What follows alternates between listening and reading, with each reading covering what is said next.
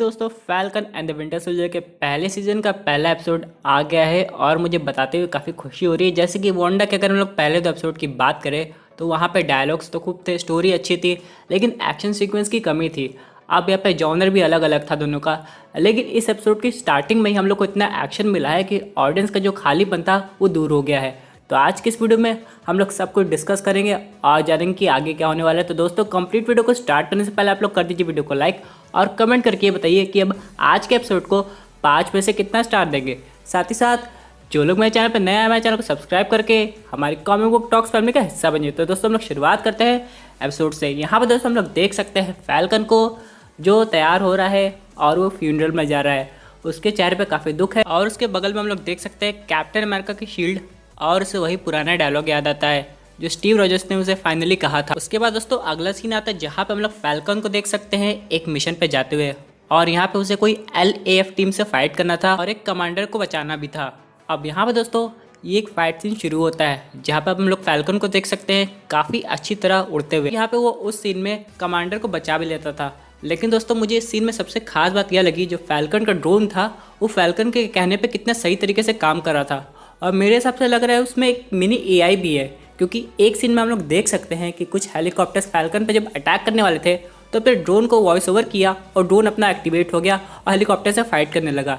दोस्तों यानी ये ड्रोन आगे जाके और अपग्रेड हुआ है। इसके बाद दोस्तों उस मिशन के बाद फैल्कन एक लोग के साथ बैठ के बात करता है, नाश्ता करता है। उसका नाम रहता है टॉरस। यहाँ पे टॉरस फैल्कन को बताता है कि जो LF की टीम है वो तो एक नॉर्मल टीम है, लेकिन उससे भी भयंकर एक टीम है जिसका नाम है फ्लैग स्मैशर। अब इनका मानना ये है दोस्तों कि यहाँ पे जो वर्ल्ड थेनोस के स्नैप के बाद था, यानी कि जो 50% पॉपुलेशन थी उस हिसाब से वो वर्ल्ड ठीक था। यानी कि यहाँ पे दोस्तों इनका मेन मकसद ये है कि वो पूरी दुनिया में कोई बाउंड्रीज नहीं चाहते हैं, वो पूरी दुनिया में आज़ादी चाहते हैं। और उनके ग्रुप को काफ़ी लोग ज्वाइन भी कर रहे थे। यहाँ पे ये लोग आपस में डिस्कस करते हैं, फिर सीन यहीं पे एंड हो जाता है। उसके बाद दोस्तों अगला सीन आता है वॉशिंगटन DC का, जहाँ पे हम लोग फैल्कन को देख सकते हैं एक स्पीच देते हुए, यहाँ पे वो स्टीव रॉजर्स को ऑनर कर रहे थे।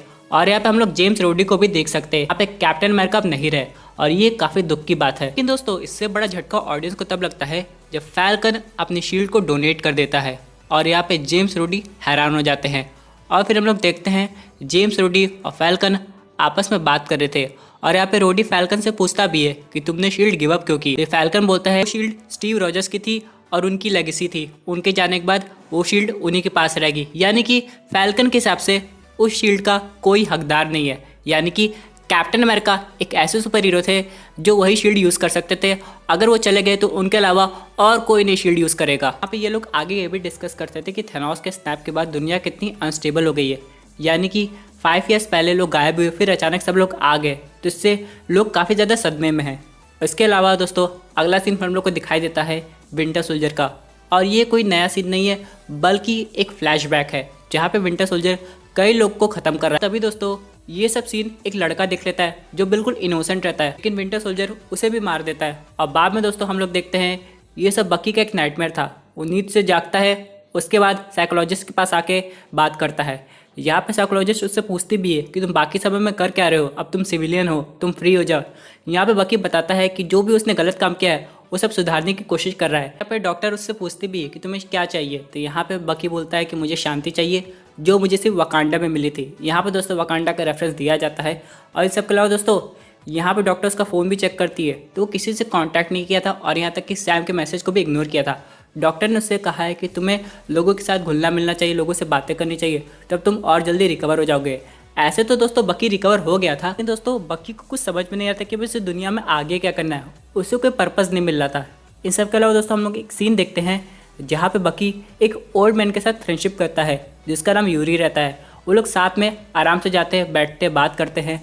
और यहाँ पे फिर बाद में यूरी अपने बारे में बताता है कि कैसे उसके बेटे को किसी ने मार दिया था। और दोस्तों असल में ये जो यूरी है ये उसी बेटे का बाप है जिसे बकी ने जब विंटर सोल्जर बना था तब ख़त्म किया था। और यहाँ पे लेकिन बकी अपनी असलियत नहीं बताता। यानी दोस्तों बकी के अंदर एक गिल्ट है, इसीलिए वो उस ओल्ड मैन का साथ दे रहा है, क्योंकि उसके बेटे को तब वो मारा था जब वो अपने कंट्रोल में नहीं था। और बाद में जब उसे रियलाइज़ हुआ तो वो समझ गया था कि उसे ज़रूरत है उसकी। तो यहाँ पे दोस्तों बकी की फ्रेंडशिप ओल्ड मैन से इसी वजह से हुई होगी। बाद दोस्तों अगला सीन आता है सैम विल्सन का, जहाँ वो अपने घर जा रहा है अपने बहन और अपने भांजे से मिलने। अब दोस्तों हुआ क्या था, जैसे थेनोस ने स्नैप किया था यहाँ सैम तो गायब हो गया था, लेकिन उसकी फैमिली अभी भी थी, यानी कि उसकी बहन को 5 साल तक काफ़ी दिक्कत का सामना करना पड़ा था। इसलिए अब वो लोग अपनी जो पुरानी बोट है उसे बेचना चाह रहे थे और यहाँ पे इन दोनों में बहस हो जाती है। यहाँ सैम चाहता है कि वो लोग एक लोन ले ले और बोट को बचा ले, घर को बचा ले, लेकिन उसकी बहन का मानना था कि अब चीज़ें अब पहले जैसी नहीं रहेंगी और उसे सब कुछ नए सिरे से स्टार्ट करना पड़ेगा। लेकिन दोस्तों फिर भी किसी तरह सैम उन्हें कन्विंस कर लेता है ताकि वो लोग एक बार बैंक से जाके बात कर सके। उसके बाद दोस्तों हम लोग बकी को फिर से देखते हैं उसी रेस्टोरेंट में जहाँ पे वो एक लड़की से बात कर रहा रहता है जो उस रेस्टोरेंट में काम करती है। और यहाँ पे बातों बातों में वो लोग एक गेम खेल रहे हैं, लेकिन तभी उसी ओल्ड मैन के बारे में बताती है और यहाँ पे बकी को वही सब कुछ याद आने लगता है और वो जाता है उस ओल्ड मैन के घर। और हो सकता है बकी इस इरादे से गया हो ताकि वो उसे सच बता सके, लेकिन जैसे ही वापस उस लड़की की वो फ़ोटो देखता है वो वहाँ से चला जाता है। और यहाँ पे दोस्तों वो अपनी डायरी में एक चीज़ को क्रॉस करने वाला होता है लेकिन करता नहीं है। इसका मतलब दोस्तों ये है कि अभी बकी अपना जो कन्फेशन है वो उस ओल्ड मैन के सामने नहीं कर पा रहा है, जिसकी वजह से उसे काफ़ी दिक्कत हो रही है। इसके बाद दोस्तों हम लोग देखते हैं टॉरस को, जो फ्लैग स्मैशर का पता लगाने के लिए एक नए मिशन पर निकला है। वो अपने पॉकेट में फ़ोन रखता है, उसका कैमरा ऑन करता है और उसके ग्रुप का पार्ट बन जाता है, यानी कि फ्लैग स्मैशर के ग्रुप का। और यहाँ पे फिर अचानक एक बैंक में रॉबरी हो जाती है और जाहिर सी बात है ये काम फ्लैग स्मैशर ने किया रहता है, लेकिन जो टॉरस है उनके ग्रुप का पार्ट हो गया है तो वो उनको रोकने की कोशिश करता है। तभी उसका सामना फ्लैग स्मैशर के एक बंदे से हो जाता है। असल में वो बंदी थी और वहाँ पे उसे काफ़ी अच्छी तरीके से घायल कर देती है और वहाँ से चली जाती है। और उसके बाद दोस्तों हम लोग को अगला सीन दिखाया जाता है सैम विल्सन का और उसकी बहन का, जो लोग बैंक में गए हैं। और बैंक के एम्प्लॉय को जब पता चलता है कि फैल्कन एक एवेंजर है तो बहुत खुश होता है, लेकिन तब भी वो उन्हें लोन देने से मना कर देता है। यहाँ पे सैम और उसकी बहन काफ़ी अपसेट हो जाती है और वो कहती है सैम से कि मुझे पता था ये सब नहीं होने वाला है और तुम यहाँ पे पहली बार में आए क्यों। तब सैम उसकी बहन से बोलता है कि जितना घर तुम्हारा है उतना मेरा भी है और जो पुरानी बोट है जो पापा की है उस पर मेरा भी उतना ही हक है, इसलिए मैं इसे बचा के रहूँगा। उसके बाद दोस्तों हम लोग देखते हैं सैम को जो अपनी बोट को रिपेयर करने की कोशिश करता है। तभी उसे टॉरस का मैसेज आता है जो वीडियो शेयर करता है जो उसने रिकॉर्ड किया था और कैसे फ्लैग स्मैशर के एक बंदे ने उस पर हमला किया था। उसके बाद सैम उससे बोलता है कि बच के रहना। अब यहाँ पे दोस्तों तभी उसकी बहन आती है और वहाँ पे टीवी ऑन करती है और हम लोग देखते हैं यहाँ पे यूएस गवर्नमेंट एक नया कैप्टन अमेरिका को अनाउंस करती है और वो शील्ड जो फैल्कन ने डोनेट की थी ताकि वो स्टीव रॉजर्स की अमानत रहे, वो किसी के हाथ में ना जाए, वो उस नए कैप्टन अमेरिका को दे देते हैं। और यहाँ पे फैल्कन ये देख के काफ़ी ज़्यादा दुखी हो जाता है। और इसी के साथ दोस्तों आज की टीवी सीरीज़ यहीं पे एंड होती है दोस्तों, यानी अभी तक यहाँ पे सैम और बकी एक दूसरे से नहीं बात किए हैं।